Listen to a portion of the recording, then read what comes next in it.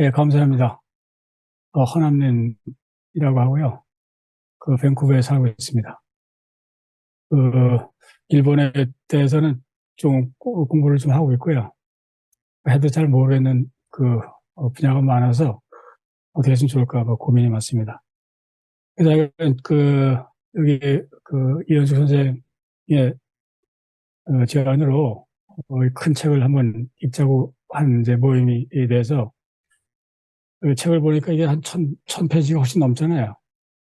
원래 이걸 2년 정도에 걸쳐가지고 좀 통독을 하면서 한번 같이 생각해보자 이런 취지에서 이제 시작을 했다고 이제 생각을 하는데, 그래서 제가 이제 강의를 하는 건 아니고요. 같이 읽는 거에 약간의 어떻게 보면 그 세션에 어떤 리드를 한다 할까? 뭐 그런 감각으로 했으면 좋겠고요. 그래서 어, 약간 한꺼번에 많이 알면 다 잊어먹으니까 매해 지금 조금씩 알아가는 장기전을 피면 좋겠다고 생각을 합니다. 제가 이렇게 쭉 나눠보니까 한 2년 한 5개월 정도 걸릴 것 같아요. 1년에 10번 정도씩 만나서. 아니면 뭐 25번, 26번 정도. 그리고 이 텍스트는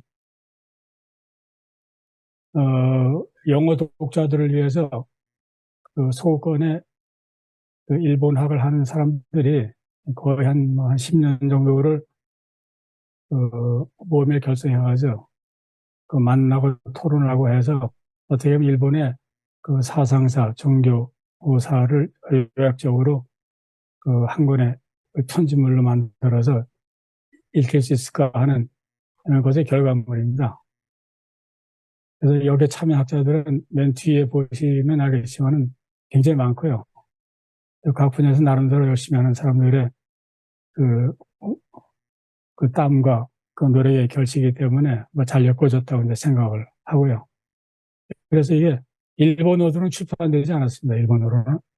일본의 원문들을 막아줘 그걸 영역을 했고, 그 영역한 것이 지금 이제 북미에서 읽혀지고 있는데, 한국에서는 이 편집자의 도움을 받아서 일본어로 모아놓은 것들을 기초 텍스트로 하고, 그 다음에 여기에 영어로 조금 서문이랄지 소개글을 쓴 것들이 있어요. 이제 그거를 이제 번역을 해가지고 출판을 했습니다. 다루고 있는 시기는 일본 고대부터 20세기까지이고, 그 분야는 뭐 종교서부터 문학, 사회, 사상, 미학 등까지 그 연관이 되는 전 분야에 이제 걸쳐 있다고 생각하는데, 한마디로 지난 한 2000년 동안 일본 사람들은 도대체 어떤 생각을 하고 무엇을 믿고 무엇을 가치 있다고 생각하고 살아왔는지를 보여주는 하나의 족적이라고 할 수 있습니다. 마찬가지로 이제 중국과도 뭐 중국의 철학 사상사가 있죠. 그다음에 한국도 한국대로 있는데, 어디나 사람들이 이제 모여 살면은 되게 비슷한 생각들을 공유하면서 살게 되는데, 그런 공유한 생각들의 역사랄까 뭐 이런 것이 된다고 이제 생각을 합니다. 그래서 이게 제가 뭐 여기에 대해서 다 아는 건 아니고요. 이 원역 분야도 다양하고 내용도 뭐 다양하기 때문에 제가 이걸 다 이해했으면은, 이해하고 다 마스터했다면 지금 여기 앉아 있지 않아요. 지금 무슨 신조비를 하나 만들어가지고 큰 교주가 돼가지고 지금 앉아 있지. 이거를 논하고 있지 않을 거라고 생각합니다. 그래서 오늘은 앞으로 이제 이렇게 했으면 좋겠다고 생각합니다. 앞으로 여기 있는 선생님들 가운데 뒤로 가면서 각 분야를 이제 리드할 분들이 이제 계신다고 생각을 하는데, 일단은 모든 참여자분들이 한두 번 이제 읽고, 읽는 것을 전제하고 읽고, 그 다음에 책을 가져와서 원문을 이제 같이 읽으면서 서로 이해를 돕는 방식으로 했으면 좋겠습니다. 그래서 제가 일본 분교를 좀 공부는 했지만은, 제가 사상사랄지 이런 걸 별로 신경을 안 쓴 사람이에요. 맨날 그 뭐, 그, 이 세상에서 벌어지고 있는 서로 싸움질하고 뭐 경쟁하고 이런 거는 이제 늘 관심을 가졌기 때문에 이렇게 어떤 그 철학적인 아니면 사상적인 글들을 널리 정연하게 이렇게 엮어놓은 글을 공부한 적은 별로 없습니다. 없지만은 그래도 이렇게 보니까 좀 낯익은 규절들도 있고 낯익은 그 인물들도 있기 때문에 오늘은 어떻게 이제 그 정리를 했으면 좋겠냐면 저희가 뭐 2시간의 그 시간이 할당되어 있는데 먼저는 제가 약간의 이 전체를 그 좀 가늠해서 볼 수 있는 어떤 그 틀이라 할까, 이거를 읽을 때 좀 신경을 써야 될 어떤 그 이해의 틀이라 할까, 이런 거를 조금 이제 말씀을 드리고 도대체 이것들이 무엇에 관한 이야기인지를 이제 말씀을 드린 다음에 그 다음에 그 원문을 이제 같이 읽었으면 합니다. 원문을 제가 이제 페이지를 지정을 해갖고 언제 어디서부터 어디까지라고 해서 이제 같이 읽고요. 일단 원문을 일단 읽는 것이 이제 중요하다고 생각하는데 원문이 이렇게 보니까 이 국가의 쪽으로 가면 좀 어려워요. 이게 알쏭달쏭합니다. 이게 무슨 얘기를 하는지 알 수가 없어요. 그 언어가 나라를 몇 개 건너오면서 이 번역이 되고 번역이 되고 하는 그런 것도 있고 그다음에 내용 자체가 그 하여간 명료하지 않게 뭐 전개된 것도 있고 뭐 어떤 그 논리적인 전개라기보다는 자기의 주장을 전개하는 거기 때문에 좀 그 이해하기 힘든 측면도 있습니다. 그래서 원문을 쭉 한번 몇 가지 이제 그 제가 체크를 했어요. 그래서 체크한 것만 좀 읽고 이제 거기 시간을 좀 많이 보낸 다음에 그다음에 한 5분 쉬었다가 그다음에 그 쉬었다가 각 그 인물이나 각 장이 시작되기 전에 써놓은 해설문이 있어요. 그 해설문을 조금 보면서 거기에 관련을 지어가지고 제가 이 사람들이 활동했던 시대 생각들의 어떤 백그라운드를 조금 그 살펴보는 그런 식으로 해서 진행을 했으면 합니다. 괜찮겠죠? 자, 그러면은 먼저 제가 그 화면을 하나 이제 좀 보여드리면서 말씀을 좀 드렸으면 합니다.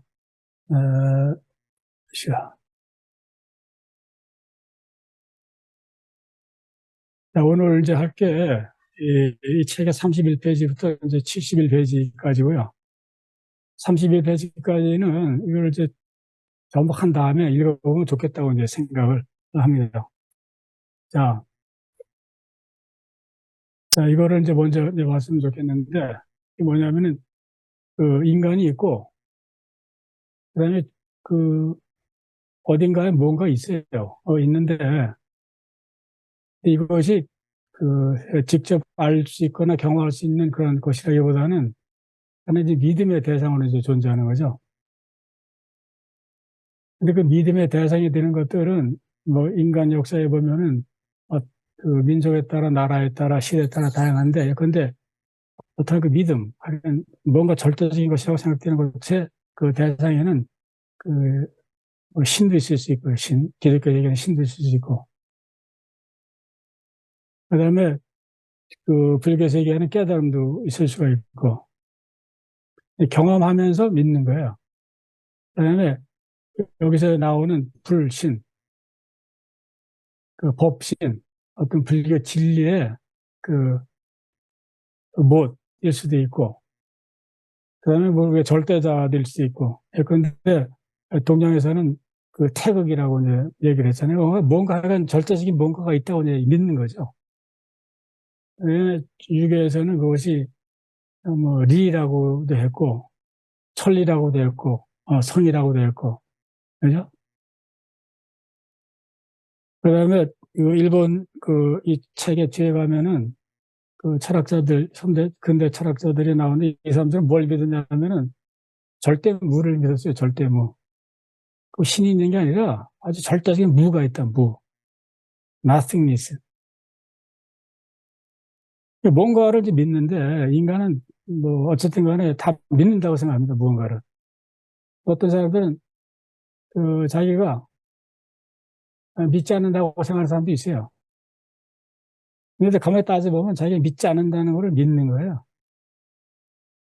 절대적으로 믿지 않는 사람은, 아무것도 믿지 않는 사람은 저는 없다고 생각을 합니다. 뭔가를 믿고 있어요, 전부. 뭔가를 믿고 있는데, 그, 특히 이제 여기서 다루는 어떤 그 좀 절대적이고, 뭔가를 전부 끌어안을 수 있는 그런 거를 뭐, 왜 믿는가? 이걸 생각해 보면은 사람들은 그것이 자기 삶에 이익이 되니까 이제 믿는 거죠. 네, 그것을 믿으면은,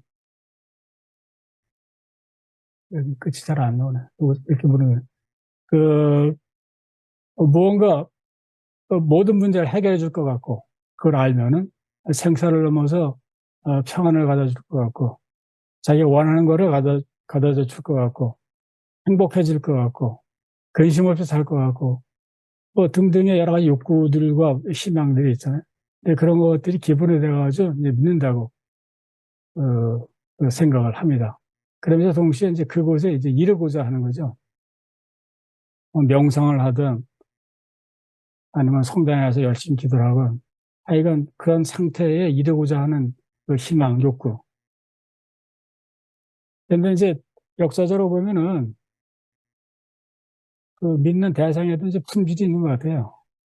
엉뚱한 걸 믿어가지고 낭패를 보는 사람들도 있고, 잘 믿어가지고 품질이 좀 증명이 된 걸 믿어가지고 자기 행복을 구하는 사람도 있고, 그 다음에 믿음 자체에도 품질이 있다고 생각합니다. 인간이 하고 있는 행위이기 때문에 어디든지 품질이 있다고 생각하는데, 뭐 등등. 그래서 하여간 인간은 무엇인가를 믿는다는 거죠. 안 믿는다고 우기는 사람도 안 믿는다는 거, 우기는 사람도 믿는 거예요, 뭔가. 안 믿는다는 걸 믿는 거예요. 예, 그런 생각이 들고요. 그래서 여기서는 지금 그, 그 절대적인 무엇과 인간, 이 관계에 대해서 이제 얘기를 하고 있는 겁니다.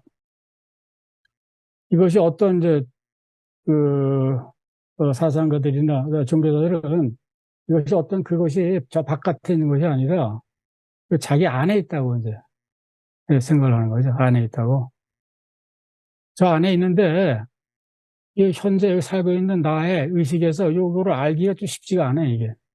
여기까지 이르는 데는 커다란 강이 하나 있어요. 그걸 건너야 되는데, 그래서 뭐 명상을 한다 할지, 열심히 기도를 한다 할지, 뭐 등등의, 여기서 이루고자 하는 그런 이제 행위들을 이제 한다고 생각을 하는데, 자, 근데 이제 문제가 되는 건 뭐냐면은, 사람들이 믿는데 그 믿는 대상, 어떤 절대적인 것, 뭐 실제랄지, 신, 깨달음. 자, 그것이 어떤 곳인가, 그것이 도대체 어떠한 그 내용을 갖고 있는 것인가 하는 것에 대해서 뭐 공통된 이해가 없습니다. 각종 주장들이 난무하고 있어요. 뭐 신의 세계가 이렇다, 저렇다. 절대자의 세계가 이렇다, 저렇다. 깨달음의 세계가 이렇다, 저렇다. 각종 주장들이 있습니다. 그리고 이거를 묘사한 것들도 엄청나게 다양한 그 묘사들이 있습니다. 그래서 뭐 철학이든 종교든 그 주장과 이론, 이것들은 수를 셀 수 없을 만큼 이제 많은 거죠. 근데 이것이 왜 이렇게 정리가 안 되냐면은 그 증거가 없어요. 증명할 수 있는 게 하나도 없는 거예요. 누구나 공감할 수 있는 바로 이것이라고 증거를 대갖고 합의를 이끌어낼 수 있는 그런 것이 없기 때문에 이런 주장들이 이제 난무를 한다고 이제 생각을 합니다. 이제 그것이 첫 번째 문제가 있고, 그래서 이제 국가이나 그 학교관이나 묘회 쪽 그 글을 들어보면은 도대체 그 깨달음이라는 것, 그 깨달음의 세계가 어떤 것인지, 절대적인 진리의 세계라는 것이 무엇인지, 그 법진이라는 것이 무엇인지, 이제 거기에 대해서 계속 그 묘사를 하려고 노력을 하고 있어요. 하면서 동시에 다른 사람들이 얘기한 것들은 내게 맞지 않다 이런 식으로 이제 부정을 하는 거죠. 그렇지만 그런 주장도 여러 가지 주장 중에 하나에 불과한 거예요. 그러면서 그것이 옳다고 자기가 믿는다는 거죠. 그래서 여기서 중요한 키워드는 그 믿음, 믿음.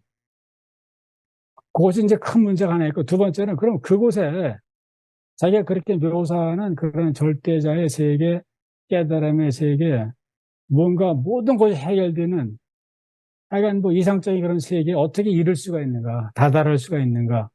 여기에 대한 논의가 이제 또 전개가 됩니다.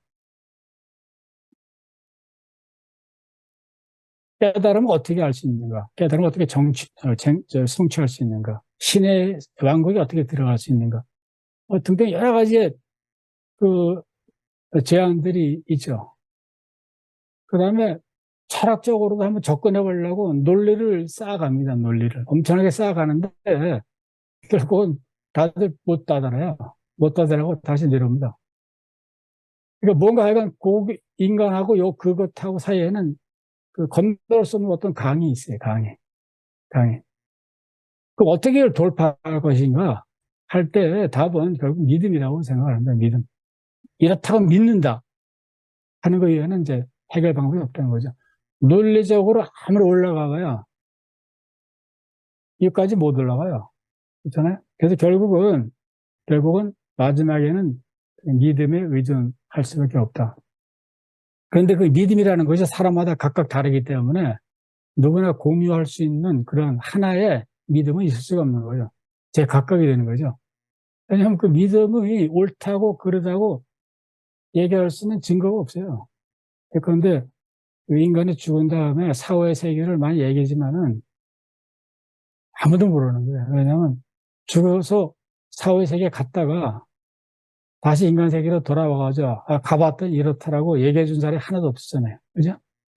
그럼 전부 상상의 세계인 거예요, 상상. 그렇다고 주장할 뿐이죠. 이제 그런 것들이 있기 때문에 뭐 각각의 그 사상, 철학, 종교들이 이제 존재하게 되는데, 근데 이제 재밌는 거는 자기가 갈고 닦은 도구가 있는데 그 도구로 그곳에 이룰 수가 있다고 이제 주장을 하는 겁니다. 그리고 믿는 거예요. 그죠? 그것과 인간 사이에 있는 큰 강을 돌파할 수 있다고 이 수단을 가지면은 돌파할 수 있다고 이제 주장을 하고 그 전파를 하는 거죠. 다른 사람한테. 그러고서 이 도구는 내가 얘기하는 이 도구는 다른 도구, 다른 사람들이 얘기하는 그 방법보다는 더 우수하다. 심지어는 유일하다. 하고 이제 그 주장을 하는 겁니다. 이거를 받아들이려면은 그렇다고 믿는 수밖에 없는 거예요. 논리적으로 그렇기 때문에 그것이 맞다고 이해하는 것이 아니라 결국은 그냥 믿고 마는 겁니다. 믿고 마는 거. 그래서 결국은 이를 믿고 따르라. 역설하고 주장하고 설득하려고 하는 거죠. 그리고 어떤 경우는 위협까지 합니다. 그리고 어떤 사회에서는 그 힘을 가진 사람들을 똘똘 뭉쳐가지고 자기네들이 믿는 도구, 이 수단을 받아들이고 믿지 않으면은 가만두지 않아요.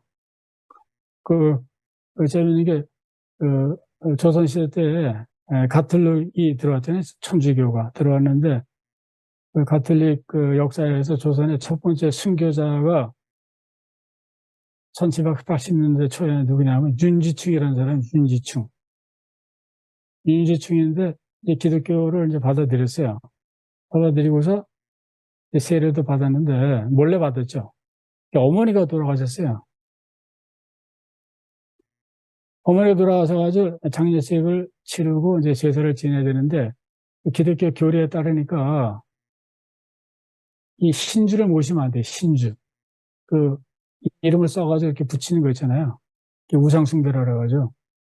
그래가지고 그 신주를 쓰지 않았어요. 신주를 설치하지 않고 그다음에 그냥 유교식으로 하는 식으로 제사는 다 지냈어요.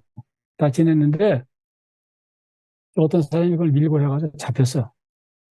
잡혀가지고 결국은 그 사형을 당했어요. 사형. 목을 쳐가지고 죽였는데 그 이유는 뭐냐면 그 신주를 거기 써붙이지 않았다고. 신주를 써붙이지 않은 거는 조상숭배의 그 의례에 어긋나고 조상숭배를 제대로 안 하는 거는 이 천리, 이 절대적인 모에 대한 그 원리를 배반하는 거고 그래서 용납할 수 없다고 죽이고 말았거든요. 그러니까 이럴 때는 조선 유정자들이 볼 때, 지배계급이 볼 때 자기들이 운영하는 사회에 그 적용되는 어떤 종교적 주장, 이것이 유일하다고 강요를 한 거죠.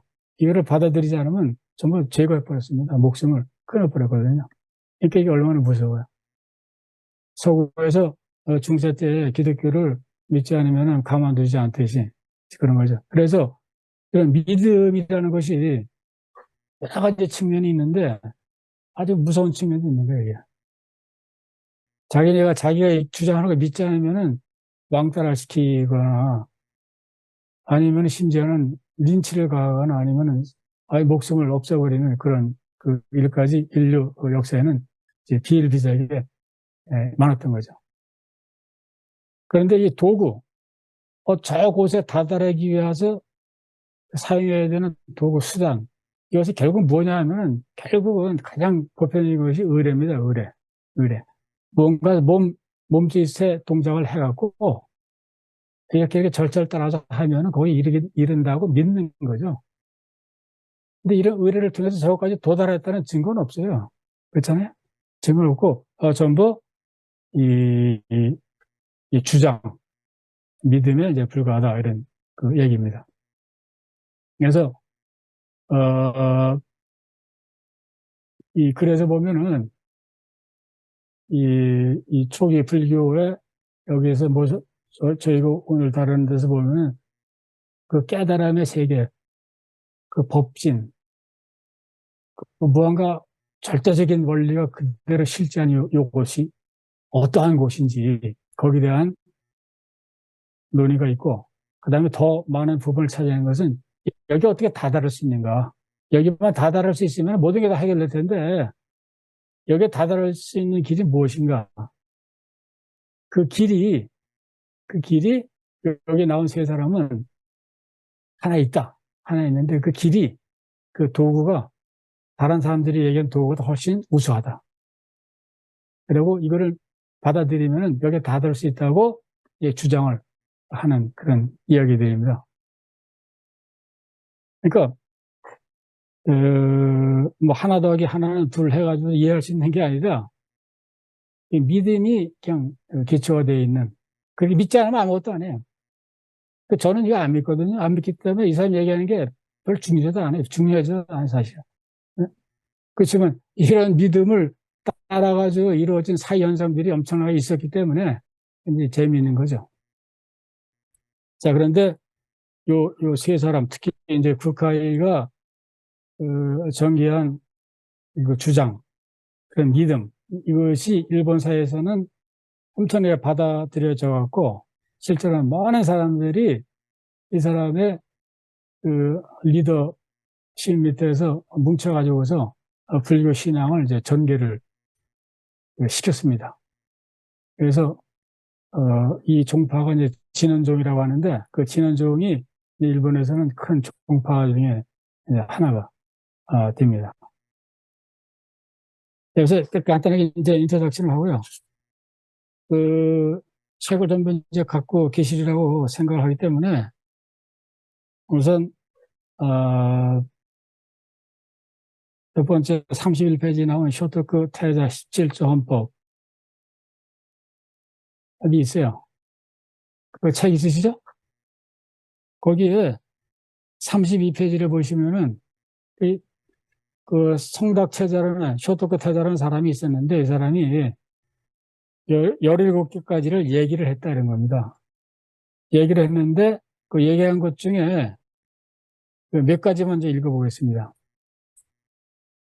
그 첫 번째를 보면은 뭐 화합을 가장 중요하게 여기고 서로 다투지 않도록 해야 한다. 사람은 동료를 모아서 무리를 짓고자 하지만 인격자는 드물다. 그 때문에 어떤 사람은 군주 아버지를 따르지 않고 이웃과도 원만하게 지내지 못한다. 윗사람의 성품이 온화하고 앞사람이 정직하면 돈쟁으로 대립하는 일이 있어도 자연히 이치 합당하게 조화를 이룬다. 그런 세상이 되면 모든 일이 다 원만히 이루어질 것이다. 그런 얘기를 했어요. 뭐 지금 보면 별것도 아닌데 그냥 얘기를 했어요. 그때 했는데 이제 이것이 중요하게 여겨지는 거예요. 근데 그 이유를 이제 나중에 제가 이제 보도록 하겠습니다. 두 번째는 뭐 진심을 다해서 세 가지 보물을 경배하라. 세 가지 보물이란 부처와 불법과 승려를 말한다. 이제 그렇게 얘기를 했어요. 그 다음에 임금의 명령을 받으면 반드시 행하라. 조정의 고위 관리나 일반 관리 행동은 예를 기본으로 해야 한다. 뭐 등등 해가지고 쭉 가다가 뭐 12번째 가면은 임금을 대신하여 각 지방에서 국정을 수행하는 제방관은 멋대로 백성에게 조세를 거둬서는 안 된다. 뭐 이런 얘기를 하면서 맨 끝에 16번째를 보면 백성을 징발할 때는 그 시기를 잘 생각하라. 17번째 혼자서 판단을 내서는 안 된다. 그 등등 있는데 이게 뭐냐면 여기저기서 좋은 말들을 주워다가 뭐 하는 거예요. 그죠? 그래가지고 이렇게 쭉 나열을 했어요. 근데 일본선 이게 와 한 거죠. 와서 왜 와했냐면 이런 걸 이렇게 와갖고 얘기하다니 그전에 없었거든요. 처음 했어요, 처음. 저도 이 시대 때 태어나가지고 이런 그 말들을 와갖고 얘기했었으면 저도 뭐 역사는 크게 남을 이름이야. 뭐 그 맥락은 제가 좀 이따 보기로 하고요. 뭐 그런 겁니다. 그 다음에 이제 불교 전통을 가면은 이제 불교는 그 일본을 이해하는 데 있어서 가장 필수적인 요소 중에 이제 하나라고 이제 생각을 합니다. 그거는 이제 천천히 이해를 하기로 하고요. 오늘 보는 글 중에서는 세 사람이 나옵니다. 세 사람. 세 사람이 나오는데 첫 번째는 쿠카이라는 사람이 있고요. 공해. 쿠카이라는 사람이 있고 두 번째는 가쿠반이라는 사람이 있고 묘해라는 사람이 있습니다. 근데 여기서 가장 중요한 그 인물은 이제 쿠카이입니다. 쿠카이. 근데 이 사람이 얘기한 거를 이제 읽어보셨겠지만은 이게 좀 알쏭달쏭하잖아요. 그죠? 이게 무슨 얘기인지 도대체가. 왜냐하면 불교 이 글들을 이해하려면은 이 불교에서 쓰는 용어에 좀 익숙해야 됩니다. 이게 용어가 좀 독특하잖아요. 그죠? 우리가 보통 일상생활에서 쓰는 그 용어가 아니잖아요. 그죠? 그래서 그 어려움이 있고, 그 다음에 이게 그 인도에서 뭐 산스크리트로 된 거를 그 중국어로 번역을 했어요. 그 번역도 뭐 당나라에 때 했거든요. 훨씬 이전에, 예전에. 그래서 그때 어휘 갖고 이제 번역을 했기 때문에 그 어휘가 지금 또 그대로 쓰이는 게 아닌 게 많습니다. 그 한자 그 뜻도 이제 변한 것도 있고 그래서 그 어휘들이 상당히 어렵기 때문에 이걸 그 이해하기 좀 힘든 면이 있습니다. 그 다음에 여기에 나오는 등장인물들이 많아요. 왜냐하면 불경을 읽고서 거기에 대해서 코멘트를 한 사람들이 꽤 많거든요. 이 사람들이 또 거기에 대해서 글을 진 것들이 많아요. 근데 그것에 대한 지식도 좀 있어야 되고, 불경들이 여러 개 동원이 되는데, 이 불경들이, 그, 뭐를 얘기하고 있는지도 이제 알아야 되고, 그런 기본적인 요소들이 있기 때문에, 이제 거기에 대해서 약간 익숙하지 않으면은 이게 그렇게 쉽게 이제 와닿지 않는 그런 글이라고 생각합니다. 자, 우선 몇 가지 이제 보기로 하죠. 44페이지를 이제 보시면은, 변, 현, 밀, 이교론 이렇게 돼 있잖아요. 변은 뭐에 대해서 변론을 하는 것. 현은 현교를 얘기하고, 밀은 밀교를 얘기하고, 그 현밀 두 교가 있는데, 거기에 대해서 이제 논한 겁니다. 요지는 뭐냐면, 밀교가 그 현교보다 더 우수하다, 옳다, 이런 주장을 이제 하고 있는 글이에요. 제가 읽다가 좀 힘들면 다른 분한테 부탁을 할 테니까 그 페이지를 따라가 주시기 바랍니다. 44페이지를 보면 변현 밀이교론, 여기에 대해서 이제 그, 여기 편집자가 쓴 해설을 보면은 국가에는 수행자들에게 깨달음을 가져오고 세상적인 이익을 확보하는 데에도 밀교가 더 우월한 힘이 있다고 주장한다. 그러니까 깨달음에 다다르는데 밀교가 더 좋다는 거죠. 밀교가 더 좋은 도구다. 이런 얘기가 되는 거예요. 그는 여기에서 불교의 가르침이 붓다의 다양한 몸, 곧 육하에서 비롯하기에 불교의 가르침이 다양하다고 보는 해석 전략에 의존한다. 그 불교의 가르침이 엄청나게 다양해요. 밀교 진원의 가르침은 대부분의 불교 학파에서 붓다의 궁극적인 차원을 나타낸다고 하는 붓다의 그 법불이라고도 불리는 법신에서, 그리고 마음으로 상상하거나 말로 표현할 수 있는 수준을 넘어서는 지혜에서 나온다고 일컬어진다. 그러니까 밀교의 진원, 그 진은 진짜 그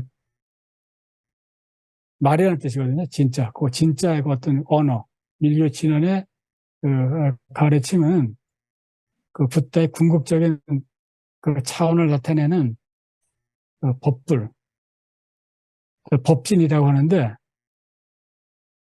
이것을 여기서 그 말로 표현할 수 있는 수준을 넘어서는 지혜에서 나온다. 그러니까 진언이라는 것이 특별하다는 거죠. 북한이 이런 관점에 그런 것들이 이제 있는데 단순히 도전하면서 그는 의례적 자세, 성스러운 발성, 그리고 상상을 통한 시각화, 만다라를 활용하는 진언종의 가르침이 붓다의 법진에서 나올 뿐만 아니라 수행자로 하여금 이 붓다가 명사의 성취한 경지와 합일하도록 해준다고 주장한다. 따라서 그는 진언종의 가르침이 불교의 목표인 깨달음에 이르는 가장 효과적인 독자적인 직접적인 길이라고 묘사한다. 이게 딱 읽으면 이게 무슨 얘기지? 딱 와닿습니까? 이게? 그렇게 잘 와닿지 않잖아요. 그러니까 이제 여기서 지금 이제 기억할 건 뭐냐면은 이 불교의 깨달음, 그거를 우리가 그 법신 뭐 이렇게 얘기를 하는데, 그거를 어떻게 알고 그걸 어떻게 성취할 수 있냐면은 이 세 가지 그 방법이 있다는 얘기야. 그걸 통해서 거기에 다다를 수 있고 깨우칠 수가 있다. 그것이 뭐냐면 그 무드라, 자세라는 게 있고, 그다음에 성스러운 발성, 진언이라는 게 있고, 그다음에 그 만다라라는 것이 있다. 뭐 그 정도는 이제 기억해서 나가시면 됩니다. 첫 번째 이제 문장이, 첫 번째 그 패러그래프 한 세 개가 이제 중요한데, 그걸 보면은 붓다는 삼신을 가지고 있으며 그 가르침은 두 가지 종류가 있다. 응신의 가르침은 현교라고 부른다. 현교의 언어는 명시적이지만 요약되어 있으며 성격의 영향에 따라 다른다. 경향에 따른다. 반면에 법불 육하의 가르침은 밀교에 저장되어 있다고 알려져 있다. 밀교의 언어는 비밀스럽고 숨겨져 있다. 밀교는 실제 그 자체에 대한 가르침이다. 그러니까 불교의 가르침이 이제 두 가지가 있는데, 현교가 있고 밀교가 있다는 얘기입니다. 그 현교에는 수십억의 경전들이 있다. 그 경전들이 모음집은 1개, 10개 내지 50개의 범주로 나눌 수 있다. 깨달음에 도달하게 하는 8가지의 맥락에서 이야기하자면 이 가르침은 하나, 셋, 넷, 그리고 5가지 탈것들을 열거한다. 수행의 맥락에서 핵심은 6 바라밀이다. 붓다가 되는 성불에 걸리는 시간에 관해서 그들은 그 기간에 3대급 걸린다고 인정한다. 위대한 성인 석가모니는 이 모든 것의 기반을 명징하게 설명했다. 불교는 경전이 엄청나게 많은데 뭐 별것을 뭐 다 얘기를 하고 있는데, 그렇지만 그것을 이제 이렇게 분류를 할 수 있고, 그다음에 여기에서 공통적으로 얘기하는 것에 수행의 핵심은 6 바라밀이다. 근데 바라밀 하면 또 이게 이제 불교 용어가 돼가지고 이게 뭔지 좀 찾아봐야 돼요. 근데 요새는 카드 네이버, 구글이 잘 돼서 쳐보면 금방 나옵니다. 근데 그런 식으로 해서 이해를 하는 수밖에 없는데 6가지의 그 길이 있다, 이겁니다. 길. 이걸 통해서 어떤 그 깨달음이 이룰 수 있다고 얘기를 한다는 거죠.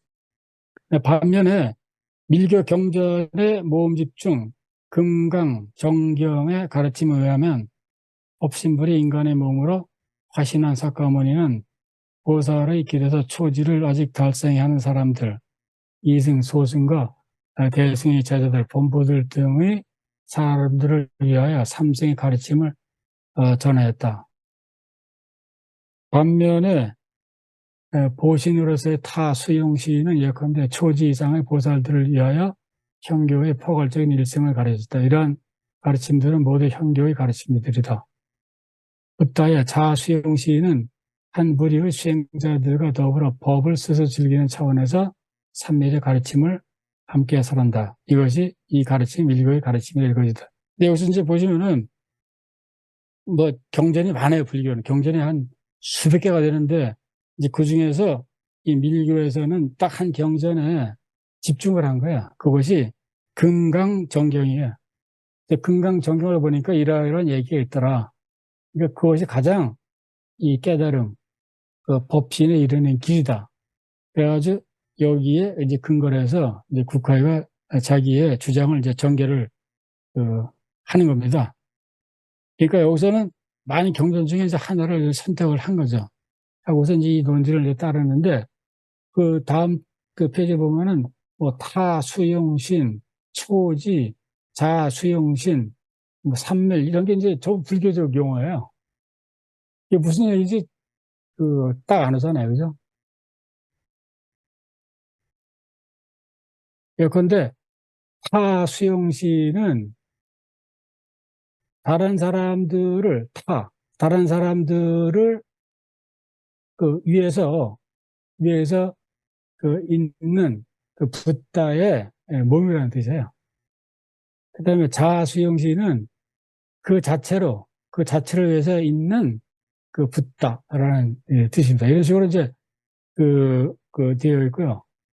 그래서 삼밀의 가르침은 내적인 깨달음의 지혜 영역이라고 알려져 있다. 내적인 깨달음을 자내증이라고 이제 그 표현을 하는데 거의 깨달음에 이른 이들과 십지의 보살들조차도 이런 경지에 들어설 수 없다. 뭐냐면 이런 그 내적인 깨달음, 그 법신의 영역, 요거를 그 아는 것이 쉽지가 않다 이런 얘기인데 이거는 그 십지의 보살이란 뭐냐? 보살이 한 단계, 두 단계, 세 단계, 네 단계가 있거든요. 맨 마지막 단계에 완전 도사가 된 보살들도 이런 경지에 들어갈 수가 없다는 얘기.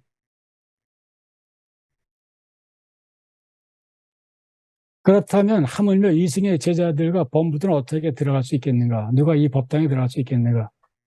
그러니까 이 내적인 깨달음의 영역, 이 법신, 어떤 절대적인 그 진리, 이 영역을 어떻게 알 수 있느냐? 아무리 수행을 많이 하고 깨달음에 이른 보살들도 들어갈 수가 없다. 이렇게. 그러니까 일반 사람들은 뭐 여기 들어갈 수가 없는 거죠. 어떻게 여기를 알 수가 있겠냐고. 근데 그리하여 지론종과 삼론종에서는 이 영역이 중생의 근기를 초월한다고 선포한다. 유식학파와 중간학파는 이 영역에서 말이 끊어지고 마음이 멈춘다고 한탄한다. 절대적으로 초월적인 영역에 대한 이러한 관점은 수행에서 인의 단계에서만 논의될 수 있다. 이러한 논의들은 이미 과입, 곧 성불에 도달한 이에게는 적용할 수 없다.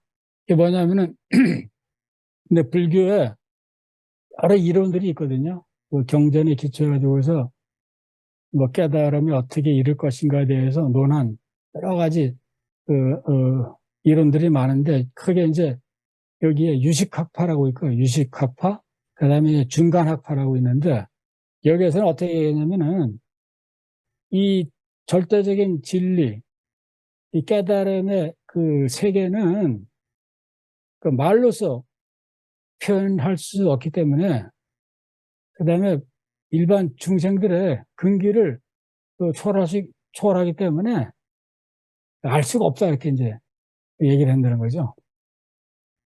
그런데 이제 국회는 뭐냐면은 자기의 칼을 갖고서 한번 요를 하면은 알 수 있다는 거예요. 자기는 이거를 뚫을 수 있는 어떤 그 도구를 갖고 있다는 얘기입니다. 그다음에 그 같은 페이지 45페이지에 그 어떤 사람이 묻는다 이렇게 나온 거 있죠.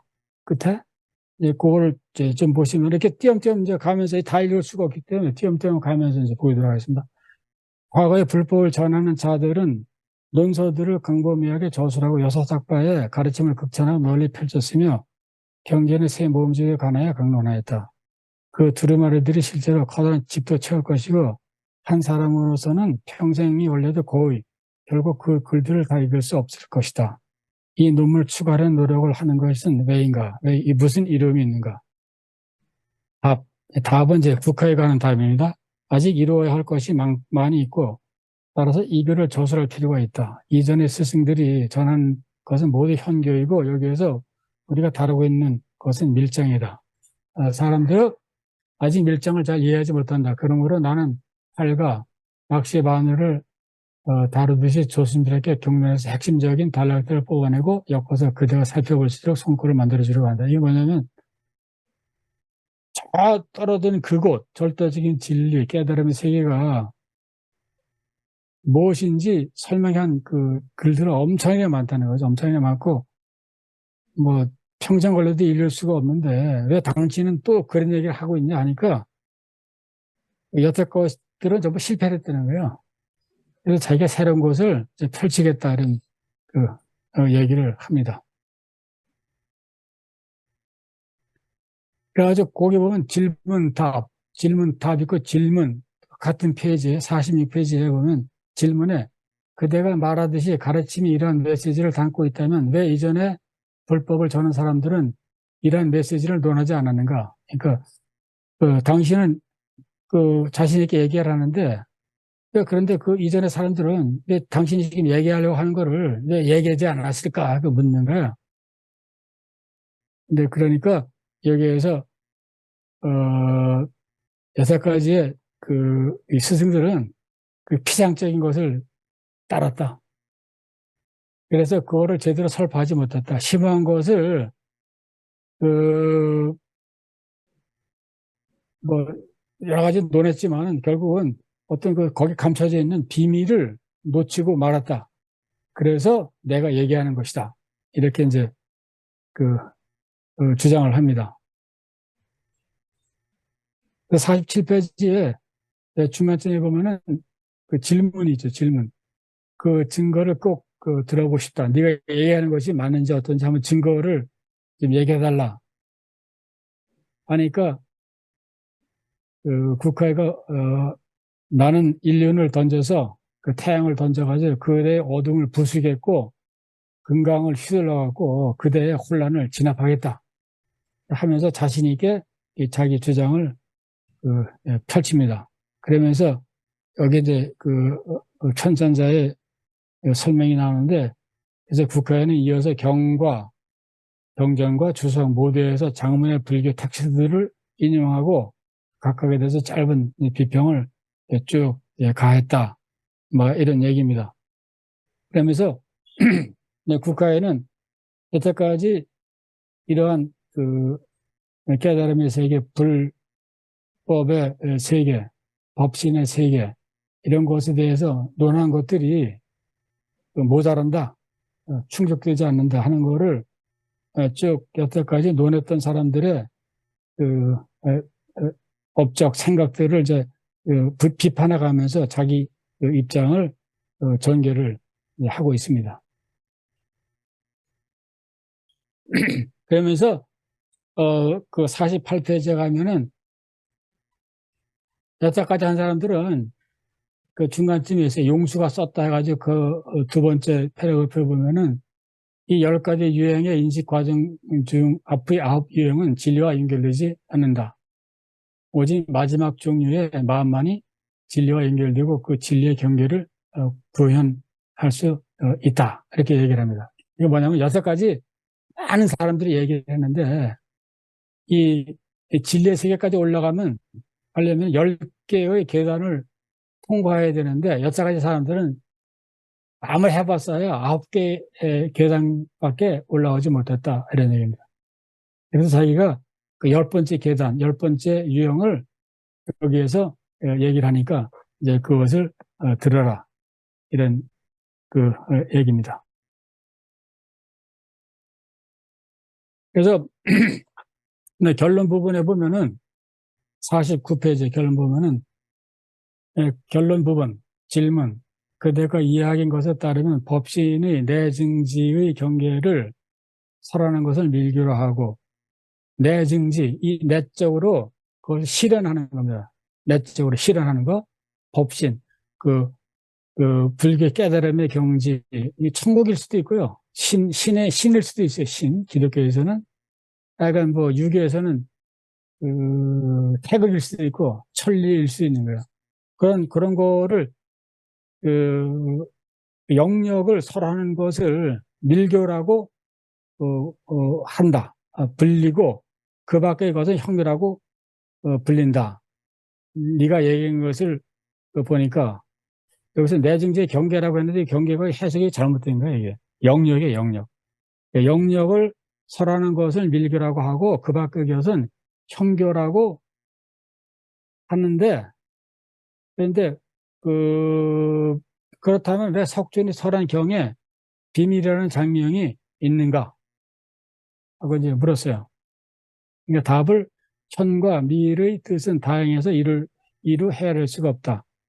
얕은 가르침의 시각에서 본다면 더 깊은 가르침은 밀이고 얕고 소략한 가르침은 현이다. 그래 심지어 비불교적인 텍스트 중에도 밀이라고 불리는 가르침이 있다. 열의 가르침에 현과 밀은 다양한 뜻이 있다. 비불교적인 가르침과 대조할 때 붓다의 소승교도 심하고 미리적이라고 간주될 수 있다. 대승과 소승을 비교할 때에도 현과 밀이 똑같은 구분이 이루어질 수 있고 일승의 가르침은 삼승의 가르침과 대조될 때 밀이라는 명칭을 한다. 그리고 다란이는 평범한 언어의 수다스름과 대조될 때의 관계이기 때문에 밀이라고 불린다. 법신의 설법은 심오한 반면 응화신의 설법은 얕고 소략하다. 그래야 우리는 전제에 대해서 비밀이라는 용어를 사용한다. 뭐냐면은 다른 6가지, 9가지 유형의 인식과정 가르침들이 있는데 거기도 미리 조금씩은 다 있는데 그 부분적이라 갖고 이 법신의 어떤 내적인 그 실현의 그 영역을 얘기하거나 이르는 길을 얘기하기에는 부족하다. 뭐 이런 그 얘기가 됩니다. 좀 시간이 막 가기 때문에 좀 빨리 가겠습니다. 그 다음에 50페이지 보면은 즉신 성불의. 자, 여기서 이제 그 첫 번째에서는 현교하고 밀교가 있는데 밀교가 깨달음의 내증지, 법신의 그 가르침에 그 맞는 설법이다 하고 이제 주장을 했잖아요. 두 번째 여기 즉진 성불에서는 그래서 밀교를 시행을 하면은 네가 받아들이고 믿고 이를 시행하면은 즉진 성불, 이 살아있는 그 몸이 그대로 성불을 이룰 수가 있다 하고 이제 주장을 하는 겁니다. 그래서 직진 성불이에요. 그래서 아래의 발제문의 원전인 직진 성불에 의해서 국가에는 본인의 금생에 사람들이 자기 생에 성불하기 위하여 몸과 말과 마음의 삼밀이라는 진원 수행을 권한다. 그러니까 요 몸과 말과 마음 요것을 중심으로 한 무언가를 하면은 이 금생에 성불할 수 있다 이런 얘기입니다. 그죠? 그러니까 이게 논리적으로 굳히게 된 게 아니라 그렇다고 이제 주장을 하고 믿어라 이거예요. 이제 그러면서 이 글을 이제 쓰고 있습니다. 그래서 중요한 것만 이제 보면은 51페이지에 있는 겁니다. 51페이지에 세 번째 단락 보면은 삼밀의 신비로운 감화력 이렇게 나오잖아요. 그 삼밀이 그 뭐냐면은 몸과 말과 마음. 그러니까 성불을 하려면은 인간이 갖고 있는 게 뭐가 있어요? 몸이 있을 거 아니에요. 몸, 자기 몸. 그 다음에 말하잖아요. 마음. 말하고 그 다음에 마음이 있어요. 누구나 갖고 있잖아요. 3개. 이것이 비밀의 병기가 되는 거예요. 비밀의 도구. 그걸 삼밀이라고 해요. 삼밀. 그래서 삼밀의 신비로운 감화력이 신속하게 나타난다는 나의 계승에서 삼밀은 신밀, 몸, 어밀, 말, 그리고 신밀, 마음을 뜻한다. 불법의 삼밀은 극히 심오하고 미묘하다. 등각이나 십지와 같은 높은 단계에 있는 이들도 보거나 들을 수가 없다. 이건 등각은 뭐냐면 거의 깨달은 사람이 거의 깨달은 사람. 그 다음에 십지는 뭐냐면 그 불교에 어떤 그 깨달아가는 단계가 있는데 마지막 단계, 10번째 단계. 여기에 있는 사람들도 요 이 법불의 요 삼밀의 그 심하고 미묘한 거는 그 알 수가 없다는 얘기입니다. 그래서 비밀이라고 불리는 것이다. 먼지만큼이나 무수한 각각의 깨달은 이들은 평등하게 이 삼밀을 갖추고 있다. 그들은 서로 갈마들고 피차가 섭지한다. 중생의 삼밀 역시 이와 같다. 그래서 삼밀 가지라고 한다. 만약 어떤 지능 수행자가 이러한 이치를 관찰하고 손으로 인계 동작을 하고, 그러니까 손가락으로 뭔가 동작을 하고, 지는 그 이상한 그 의미도 알 수 없는 말을 갖다가 입으로 그 암송을 하고 얘기를 하고, 마음의 작용이 어떻게 한다면은 삼밀은 신비로운 감화력으로 상응하여 수행자는 빠르게 커다란 성취의 상태에 도달할 것이다. 여기서 이제 굉장히 중요한 얘기를 하고 있어요. 뭐냐면 이 깨달음의 세계, 불법신의 세계에 어떻게 도달할 수 있느냐? 할 수 있다. 어떻게 하냐? 세 가지 방법이 있는데 손으로 뭔가 동작을 하거나, 그다음에 입으로 뭔가를 얘기를 하거나, 아니면 마음으로 어떻게 뭔가를 하면은, 그러면 요 세 가지 도구들은 어떤 신비로운 감화력을 받아갖고 그 깨달음에 이룰 수 있다. 그 경지에 이룰 수 있다는 얘기입니다. 그래서 나의 개성에서 삼밀 가지가 빠르게 나타난다라고 말한다. 여기에서 가지는 열의 큰 자비와 중생의 신심을 표현한다. 붓다의 자비라는 태양이 중생의 마음이라는 물에 비춰서 나타나는 것이 이 가이다. 붓다의 태양은 이러한 빛을 수행자의 마음이라는 물이 감지할 수 있는 능력이 지라고 불린다. 수행자가 이러한 이치를 관照할 수 있다면 삼밀이 상응할 것이다. 따라서 수행자는 현재의 몸으로 본래 존재하는 붓다의 삼시인을 빠르게 나타내어 증득할 것이다. 증득은 얻는다는 뜻입니다. 그래서 빠르게 나타내어라는 말이 있는 것이다. 일상 언어에서 우리가 즉시 또는 즉일이라고 얘기하는 때와 마찬가지로 즉신 성불에서 즉신이라는 표현은 바로 이루어진다는 의미를 갖고 있다. 자, 지금 읽은 게 삼밀의 신비로운 감화력이 거기서부터 여기 이루어지는 의미를 갖고 있다. 이것이 가장 핵심입니다. 핵심.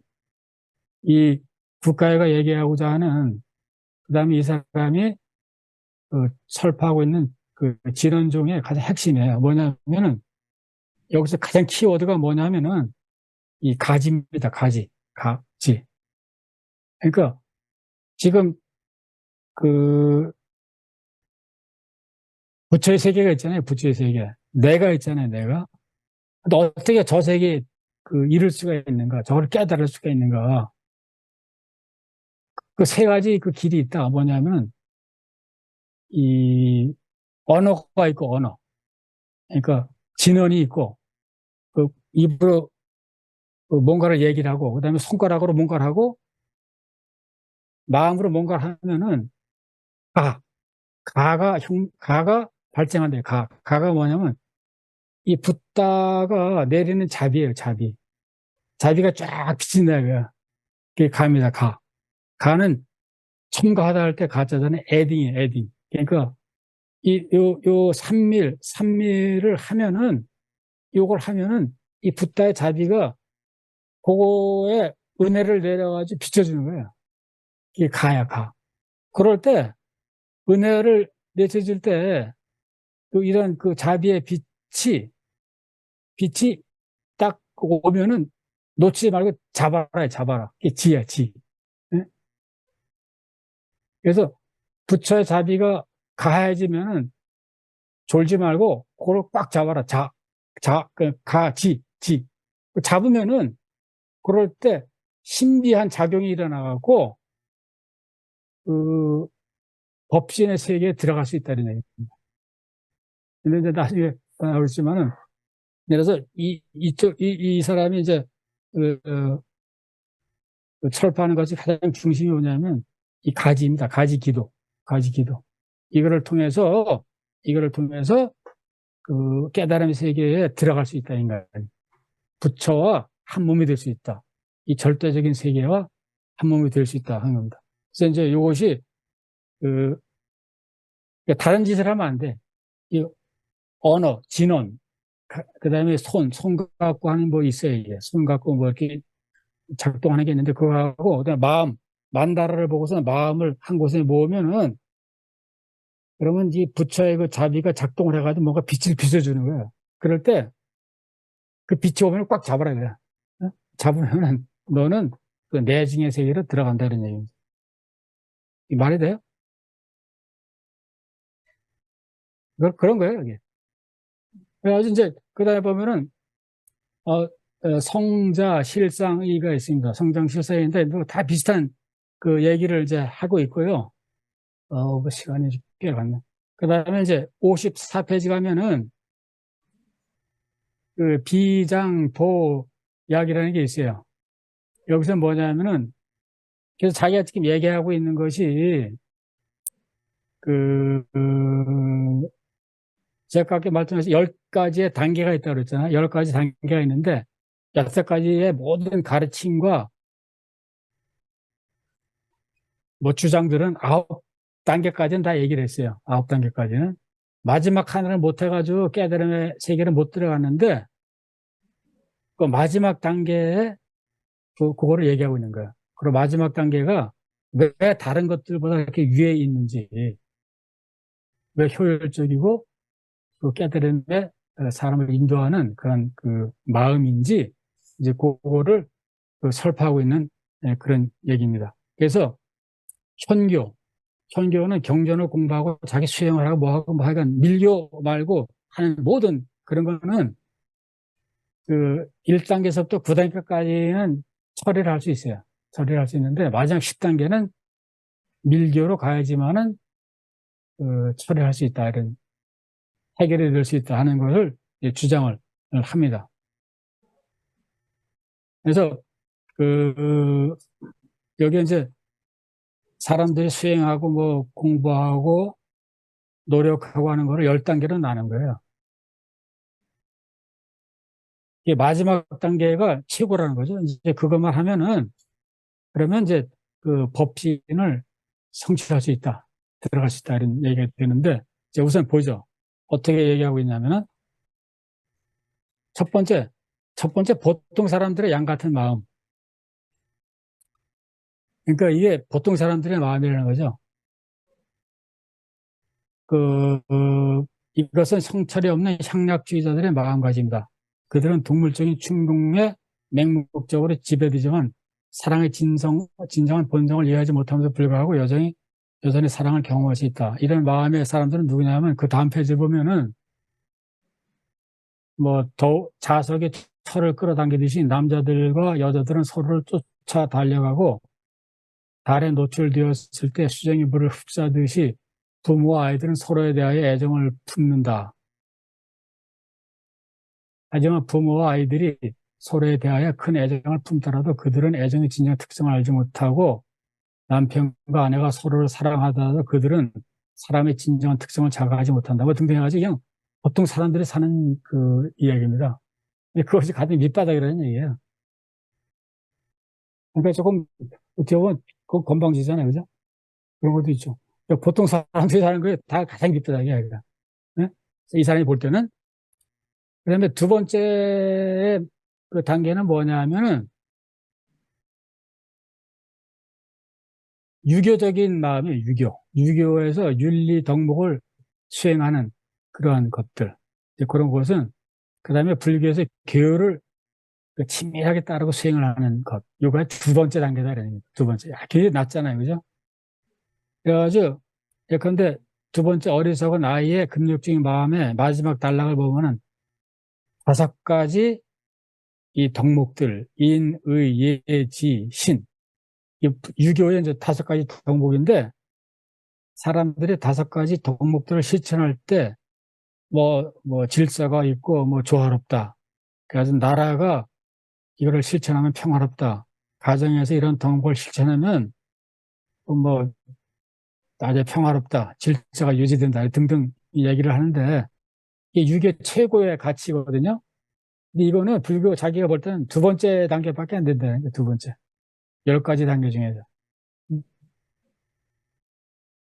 그 다음에, 그러니까 유교는 먼저 치는 거예요. 왜 치냐면 유교는 불교가 아니기 때문에 치는 거예요. 지금 불교의 같은 그 동료들이나 같은 종파는 갑자기 밑에서부터 치기 시작하면 자기 위험하니까 먼저 치지 않아요. 살짝 띄워준 다음에 나중에 칩니다. 나중에. 이 사람의 전략이에요. 전략인데, 모든 사상의 주장 전개들이 다 이렇게 되는 겁니다. 세 번째, 어린아이의 두려움 없는 마음. 세 번째 단계는 이 마음은 종교적인 도교인이나 불교도들의 마음가짐이다. 그들은 이 세상의 고통을 인식하지만 홀로 연금술, 금육 수행을 통해서 불자의 세계로 탈출할 것을 추구한다. 일부 불자들도 천상의 나라에 환상하는 것에 관해 이야기하기에 북한은 그 차이를 설명하려고 한다. 예, 뭐냐면은 그 도교에서 그 불로장생을 구하는 것, 이랄지 아니면 죽어서 맨 마지막에 보면 여기에 삼승과 56페이지 보면 삼승과 인천승의 가르침은 모두 열에 의해서 설명되었다. 이게 뭐냐면 죽은 다음에 사람으로 태어나기를 원한다든가 그 다음에 신으로 태어나기를 원해서 수행을 하고 이런 사람들은 요 세 번째에 속한다는 거죠. 세 번째. 그 다음에 네 번째는 오직 온만 있는 무아의 마음, 온. 이 온이 뭐냐면은 하나씩 축적이 되는 거예요. 축적. 하나씩 모아지는 겁니다. 모아지는 거예요. 그걸 온이라고 이제 그 불교에서 얘기하는데, 무아의 마음. 자, 네 번째 마음은 단계가 뭐냐면, 이 소승불교 수도자들의 마음가짐을 대변한다. 그러니까 엄청나게 기회를 받아들이고 수련을 해가지고서 무아의 마음의 경지까지 가려고 하는 것. 이게 소승불교의 이상이잖아요. 그렇게 해봤자 4단계밖에 되지 않는데, 4단계. 소승은 벌써 탁 치는 겁니다, 이게. 그러니까 맨 처음에 일반 사람들의 삶을 제거를 했고, 제쳐놓고, 두 번째는 유교를 제쳐놓고, 세 번째는 도교를 제쳐놓고, 네 번째는 소승불교를 제쳐놓은 거예요. 그죠? 그 다음에 다섯 번째는 업의 원인과 씨앗을 풀이 뽑는 마음. 그래가지고, 요거는 이 소승 중에서도 조금 더 열심히 수련을 하고 교회를 닦는 사람들, 이 사람들을 또 제거하는 겁니다. 다섯 번째에서는.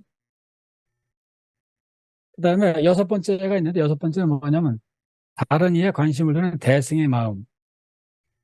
이 마음은 법상종 불자들의 이상주의적인 마음가짐이다.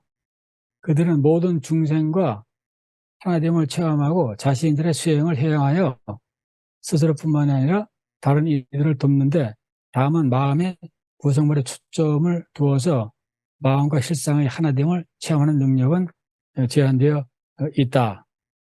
자, 이것이 뭐냐면은 이 대승불교 중에 이 법상종이라고 있어요. 법상종. 이 법상종이 주로 힘을 기울인 게 뭐냐면은 이 중생을 위해서 그 회향에 힘을 썼어요. 회향 뭐냐면 공덕을 쌓아가지고 다른 사람한테 공덕을 돌려주는 거예요. 돌려주면 그 공덕의 힘으로 다른 사람들이 좀 구원을 받는 그런 그 메커니즘을 갖고 있는데 이제 법상정에서 이제 많이 추구했던 이제 그런 건데, 이거를 이제 부정을 하는 거예요.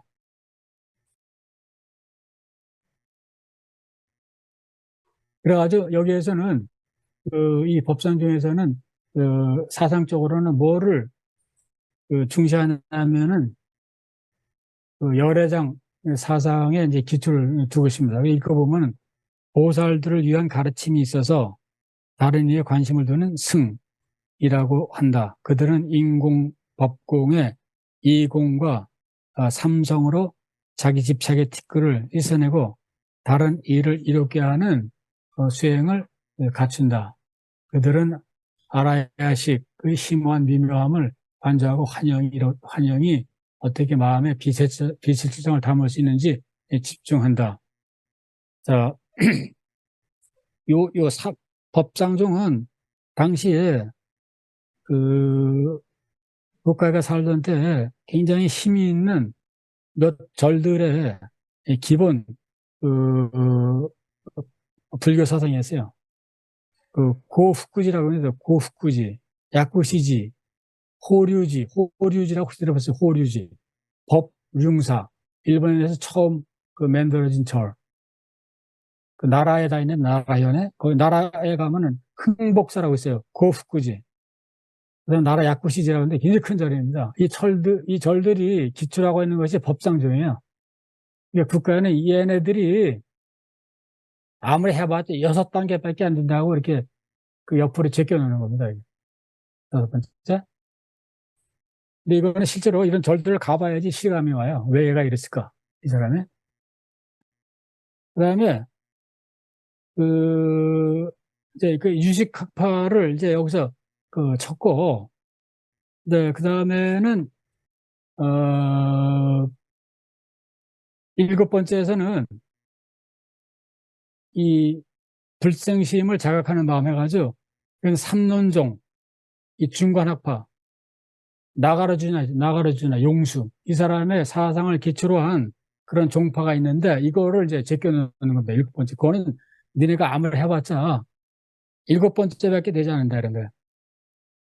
왜냐면 여기에서는 모든 분별의 피상성을 보여주는 논리를 사용하면서 무를 강조한다. 이 중간학파에서 이제 무를 이제 강조하거든요. 그러나 그렇게 하면서 이 학파는 언어적 표현과 다의 세계에서 분리된다. 그래서 더 설명을 하면 하나가 백천가지 존재자들의 어머니고 공이 그 근본임을 진실로 알아야 한다. 공과 다르지 않는 색이 제법을 건립하고 그러면서 완연하게 공하다. 그러니까 이 실체가 전부 공이라는 거죠. 공. 이것이 이제 중간학파의 주장인데 이거를 또 기초로 해가지고서 세워진 절이 있어요. 원흥사라고 있는데 일본에 이것도 제껴놓는 거예요.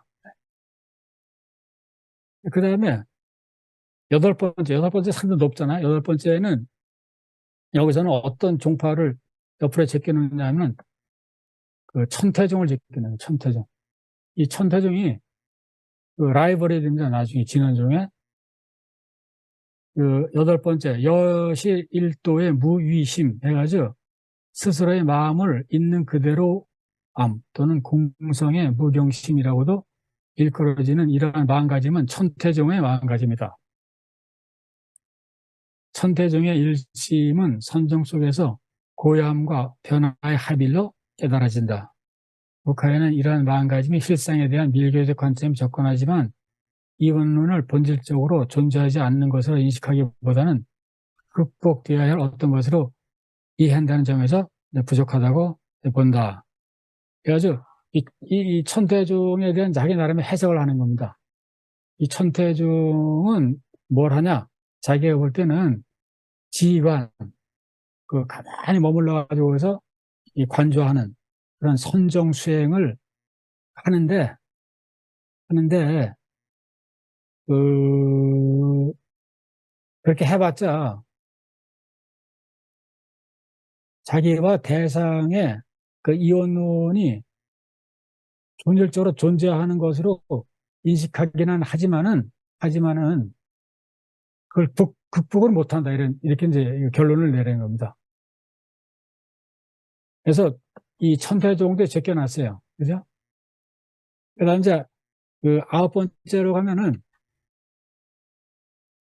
어떤 거를 제껴놓는 거냐면은, 그, 도다이지라고 있어요. 도다이지. 동대사. 나라에 가면은, 그 당시에 어떻게 보면 가장 힘이 있는 절이라고 할 수 있어요. 나라에 가시면 그 도다이지 대불이 있어요. 대불. 굉장히 유명한 절인데, 이 절에서 하고 있는 것을 아홉 번째로 규정을 하는 거예요. 아홉 번째. 그래서 이 도다이지에서 추구하는 것이 아무리 가봐야 극무자성심이다 이런 겁니다. 그러니까 그 어떠한 그 자체의 본성도 없는 그러한 마음. 이것이 그 화엄종, 여기 오광영 선생님께서 전공을 하신 화엄종의 마음가짐이라고 이제 규정을 하는 거예요. 그래서 현교에서 그래도 가장 열심히 해가지고 가장 높은 경지에 온 사람들이 이 화엄종의 불교인데, 이 가장 높은 마음가짐은 일본 화엄종의 마음가짐을 대변한다. 실체가 없는 흐름으로서 모든 현상의 상즉을 강조하는 이 마음가짐은 밀교의 관점과 매우 밀접해서 그 국가에는 그 미묘한 차이를 규명하려고 그 노력을 한다. 근데 절대적으로 자성이 없는 이 마음을 해석하는데 두 가지 접근법이다. 하나는 현교의 소략한 접근법이고 다른 하나는 밀교의 미래적인 접근법이다. 그러니까 절대적으로 자성이 없는 이 마음, 여기에 대해서는 둘이 저 등과 뭐 비슷비슷하지만은 그러나 밀교의 접근이 훨씬 더 이제 우세하다. 이런 얘기를 합니다.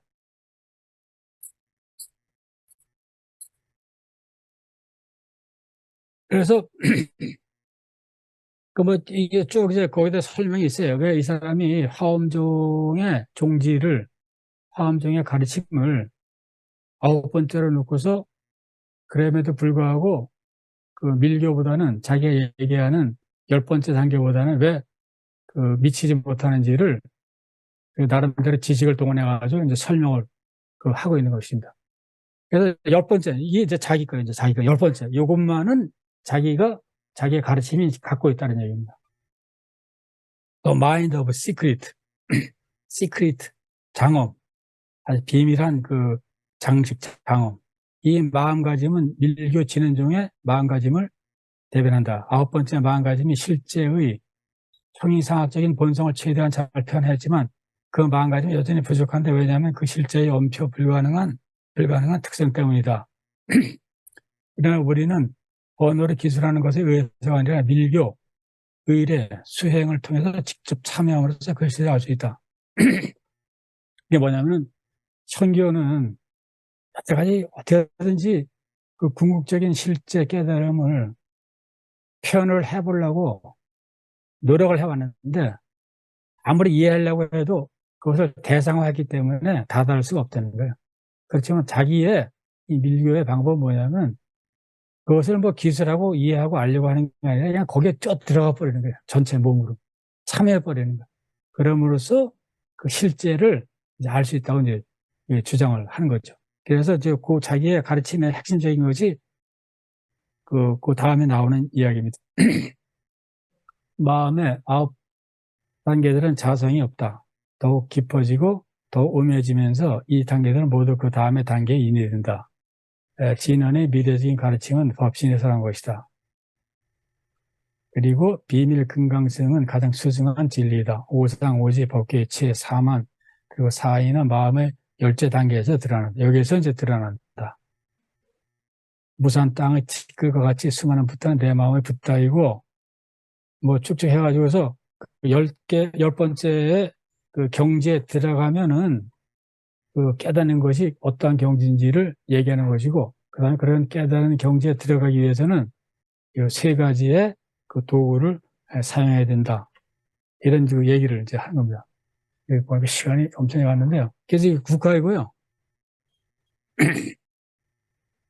가끔은 하고 묘에는 그냥 간단하게 하겠습니다. 네, 가끔은, 네, 국가보다는 국가는 774년에 태어났는데 이 사람은 1195년에 태어났잖아요. 그러니까 한 230년 뒤에, 230년에, 300년이네. 300년 넘게 뒤에 태어났는데, 이 사람은 기본적으로 그 국가의 그 해석이나 수행 방법을 전부 받아들였어요. 받아들였는데, 거기에 자기 의견을 하나 첨가했어요. 첨가한 게 뭐냐면은, 아미타불이 굉장히 중요하다. 아미타불이. 왜냐하면 아미타불은 그 대일열의 지혜가 육화한 것이다라고 했어요. 지금 국가가 얘기하는 모든 진리의 세계 이런 거는 대일열의 세계입니다. 대일열의 세계. 그런데 여기에 갖고 가는 하나로 첨가했어요. 우리가 아미타를 무시하지 말자고. 왜냐하면은 아미타 숭배가 붓다로서의 우주인 대일열애와 결합하는 하나의 길일 수가 있다. 그래가지고서 이 세계 자체가 아미타의 정토라는 것, 이것을 추가를 했습니다. 그래서 이 사람이 이 주장을 해가지고서 진원종에서 갈라져 나와요. 그 제자들이 갈라져 나와. 그래가지고 진원종에 새로운 종파를 이제 만듭니다. 만들어서 이것이 본산이 어디가 되냐면은 네고르지라고 있어요. 뿌리 근자에다가 올레자에다가 지. 그래서 네고르지라고 있는데 저기 와카야마하고 저쪽에 와카야마에서 동쪽으로 쭉 가면은 네고지라는 절이 있어요. 그래서 이거는 지금 이 진원종을 믿으면서도 현재가 아미타의 정토라는 그 믿음이 있기 때문에 이 사람은 두려움이 없어요. 두려움이. 그래가지고 나중에 도요토미 히데요시한테 대항해서 싸움까지 한다, 이게. 네고르지 한번 가보셔야 되는데, 연산문제 가봤는데 아마 간지 잊어먹었을까, 언제 갔는지 모를 거야. 네고르지라고 있어요. 유명한 절이. 그리고, 그 다음에 묘에는 68페이지 묘에는 약간 화엄종을 조금 더 받아들인 사람이에요. 그래가지고 또 조금 다른 주장을 해요. 계율을 좀 강조를 하기도 하고 뭐 해가지고서 나름대로 이제 사상을 전개하는데 이거는 그렇게 이제 어려운 내용이 아니기 때문에 생략을 하겠습니다. 네이버 검색창에 인문공간 세종을 검색하세요.